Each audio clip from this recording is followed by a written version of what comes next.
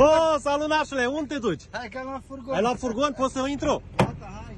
Gata, mulțumesc, nașule. Bă, dar ce furgon ai la, nașule? 5.000 benzină. Păi ce să faci cu el? Cărăm. Bere. Bagă. E ce trebuie? Avion. Cu motor, dreapta. Avion. E mai înalt ca furgonul, e Dar ce e asta? Motorină, benzină? 5.000 benzină. Avion.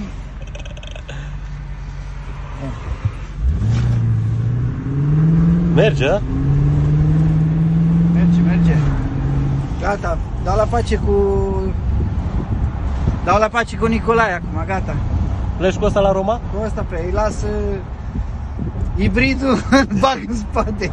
Ia să vedem, e loc în spate. Avion, avion. E, a?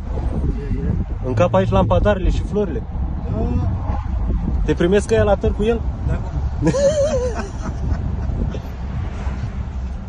Hai, salut!